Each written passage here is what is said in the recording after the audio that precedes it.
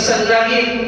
Dalam perjalanan Mi'raj ini pula diceritakan bahawa Nabi Muhammad sallallahu alaihi wasallam berjumpa dengan beberapa orang nabi terdahulu hingga akhirnya perjalanan Rasulullah sallallahu alaihi wasallam sampai ke Sidratul Muntaha.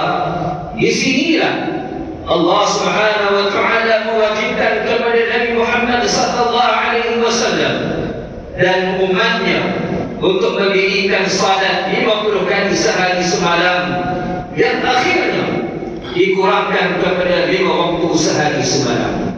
Sidang jemaah yang dirahmati Allah sekalian, peristiwa agung Isra dan Mi'raj ini benar-benar menguji keyakinan dan keimanan bukan sahaja umat yang ada pada waktu itu, tetapi juga menguji keimanan kita yang ada pada hari ini. Mampukah kita bertindak seperti Sayyidina Abu Bakar As-Siddiq radhiyallahu anhu yang begitu sangat yakin terhadap Rasulullah sallallahu alaihi wasallam dan segala berita yang dibawa oleh baginda. Ketika Rasulullah sallallahu alaihi wasallam mencerita pengalamannya dalam peristiwa Isra dan Mi'raj ini, sebahagian besar masyarakat Makkah yang ada pada ketika itu mentertawakan baginda dan mendakwa baginda seorang yang berdusta. Hasil peristiwa ini yang menatijahkan kefarduan salat 5 waktu juga menjadi ujian keyakinan dan kesungguhan kita umat Islam dalam melaksanakan tuntutan salat 5 waktu sehari semalam. Persyariatan ibadah agung yang diterima dalam peristiwa agung ini menjadi petunjuk bahawa betapa tinggi dan nilai ibadah salat yang Allah Subhanahu wa taala sebutkan juga. Allah Subhanahu wa taala berfirman di dalam Al-Quran, "Inna as-salata tanha 'anil fahsya'i wal munkar." Sesungguhnya salat itu mencegah diri kamu daripada melakukan perkara yang keji dan mungkar. Hadirin sidang Jumat yang dirahmati Allah sekalian, perintah salat adalah nikmat yang paling besar daripada peristiwa Isra dan Mi'raj. Salat adalah sebagai hubungan kita dengan Allah. Detik munajat kepada Allah Subhanahu wa taala sepatutnya salat bersifat sempurna, bersisih daripada alam kebendaan, nafsu syahwat dan fitnah, agar tertumpu sepenuhnya kepada zat Tuhan, sehingga akan dapat merasakan kelazatan wujud di sisi Allah Subhanahu wa taala. Salat itu merupakan tunggangan borak seorang mukmin menembusi lapisan-lapisan langit yang bertingkat-tingkat menuju Allah Subhanahu wa taala. Antara syarat diterima salat ialah merendahkan diri kepada kebesaran Allah, menjauhi sifat takabbur, sifat ujub dan dusta, berkasih sayang, hormat menghormati sesama manusia, sentiasa bertaubat, sentiasa mengingati Allah, menyayangi orang-orang miskin, ihsan dan banyakkan sedekah, bahkan membantu serta meringankan beban orang-orang yang ditimpa bencana. Salat itu kefarduan yang diwajibkan atas setiap individu mukallaf dan mesti ditunaikan kerana ia merupakan ibadah pertama yang akan dihisab oleh Allah Subhanahu wa taala di hari akhirat kelak. Nabi sallallahu alaihi wasallam bersabda di dalam satu hadis yang diriwayatkan oleh Imam At-Tabrani. Kata Nabi sallallahu alaihi wasallam, "Awwal ma yuhasabu bihi al-'abdu yawm al-qiyamah as-salat. Fa in salahat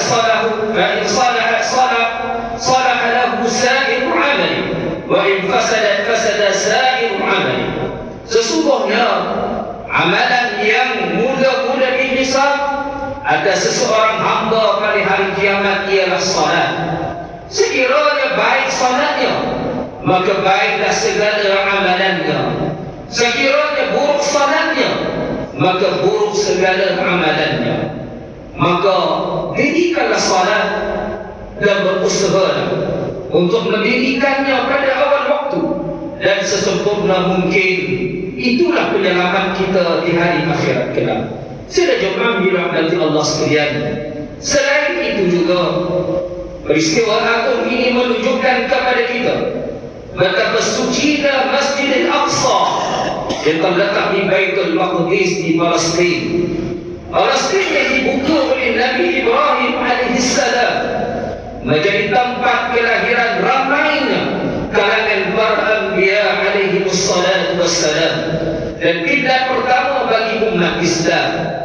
Maka Baitul Maqdis dan terletaknya Masjid Al-Aqsa merupakan tanah suci bagi umat Islam. Namun tidak menghalang penghanut agama lain berkunjung mengikut kepercayaan mereka. Para hadirin saudara jemaah yang dirahmati Allah sekalian, justru bagi mengakhiri khutbah pada hari ini, marilah kita menghayati beberapa kesimpulan. Yang pertamanya, Allah Subhanahu wa taala sangat berkuasa atas tiap-tiap sesuatu. Tiada yang mustahil bagi Allah Subhanahu wa taala.